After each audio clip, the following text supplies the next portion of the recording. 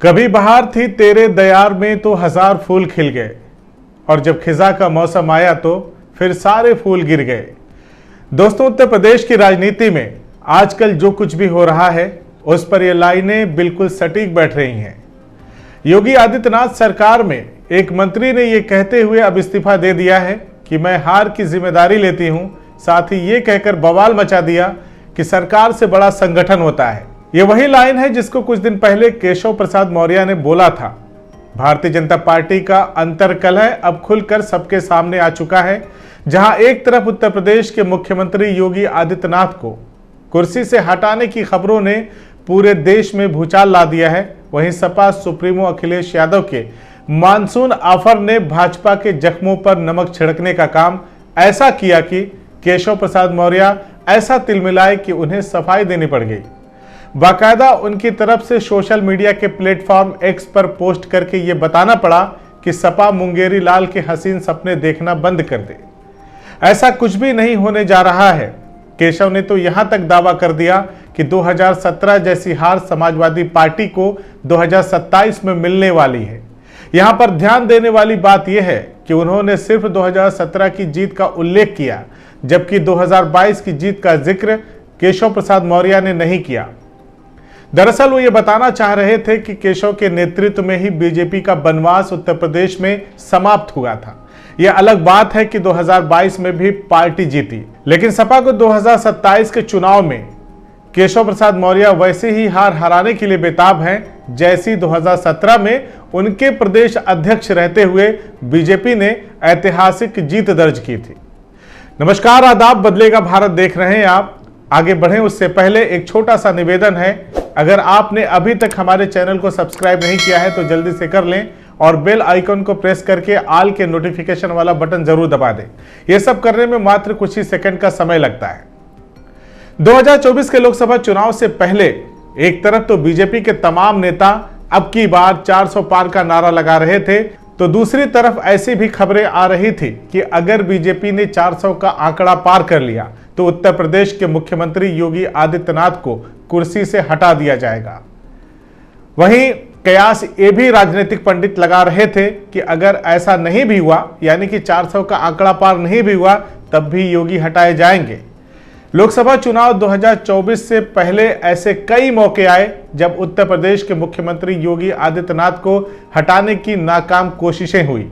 बहरहाल 2024 के लोकसभा चुनाव में योगी आदित्यनाथ ने तमाम अफवाहों को दरकिनार करते हुए अपनी पूरी ताकत झोंक दी थी।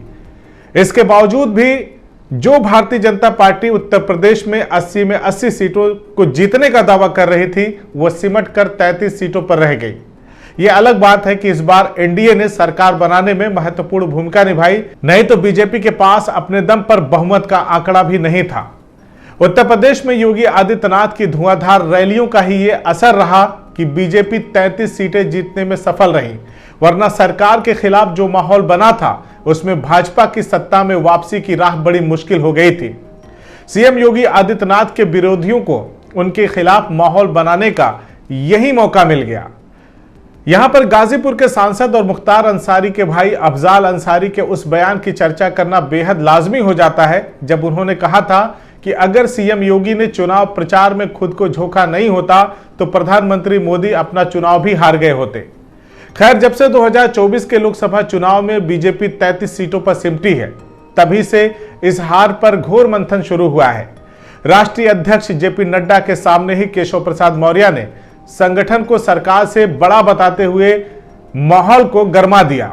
इसके बाद केशव दिल्ली चले गए और मुस्कुराते हुए जब लखनऊ वापस आए तो लोगों ने कहा कि अब योगी के सीएम वाली कुर्सी पर खतरा मंडरा रहा है।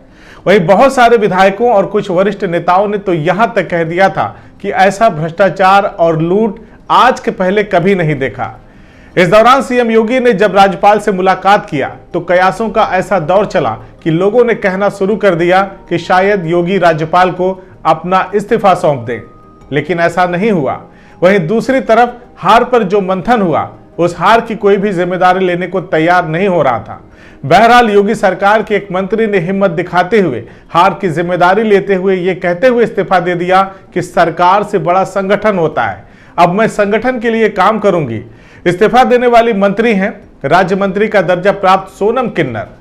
सोनम ने चुनाव में पार्टी को मिली हार के बाद यह फैसला लिया है। हालांकि सरकार की तरफ से अभी इस्तीफा स्वीकार नहीं हुआ है। उन्होंने राजभवन में जाकर राज्यपाल को इस्तीफे की पेशकश की है। सोनम किन्नर को Uttar Pradesh transgender welfare board का उपाध्यक्ष बनाया गया था। सोनम का पूरा नाम किन्नर सोनम चिश्ती है। बताया जाता है कि वह अजमेर से संबंध रखती हैं, लेकिन फिलहाल उत्तर प्रदेश के सुल्तानपुर के किन्नर आश्रम की पीठाधीश्वर हैं। पिछले कई सालों से सोनम समाज में किन्नरों को बराबरी का दर्जा दिलाने का काम कर रही हैं। इसके अलावा वो सामाजिक कार्यों से भी जुड़ी रहती हैं। भाजपा में आने से पहले सोनम समाजवादी पार्टी के साथ थी। अपने इस्तीफे देने के दौरान सोनम किन्नर ने कहा कि लोकसभा चुनाव में हार की जिम्मेदारी कोई नहीं ले रहा था, तो उसकी जिम्मेदारी मैं लेती हूं। अब संगठन में काम करूंगी, सरकार में नहीं, क्योंकि संगठन सरकार से बड़ा होता है। सरकार में बैठे अधिकारी कार्यकर्ताओं की सुनवाई नहीं करते। सोनम किन्नर हमेशा से ही अफसरशाही के खिलाफ मुखर रही हैं। सोनम किन्नर शुरू से ही योगी आदित्यनाथ सरकार की बुलडोजर कार्रवाई के खिलाफ भी आवाज उठाती रही हैं। लोकसभा चुनाव 2024 के नतीजों में भारतीय जनता पार्टी ने अपनी उम्मीद के मुताबिक प्रदर्शन नहीं किया है। यूपी में भाजपा को मिली हार के बाद से संगठन और सरकार के बीच खींचतान देखने को मिल रही है, क्योंकि योगी आदित्यनाथ गृह मंत्री अमित शाह की आंखों की किरकिरी बन चुके हैं। उन्हें हटाने के लिए हमेशा मौका तलाशा जाता है, जबकि जो योगी जी के समर्थक हैं और आरएसएस है, वह चाहते हैं कि योगी अपनी कुर्सी जरूर छोड़े, लेकिन तब जब वो प्रधानमंत्री बनने की ओर अग्रसर हों तब। अब सबसे बड़ा सवाल ये खड़ा होता है कि क्या योगी आदित्यनाथ अपनी कुर्सी हाल फिलहाल बचा पाएंगे या नहीं। हमें कमेंट करके जरूर बताएं। धन्यवाद।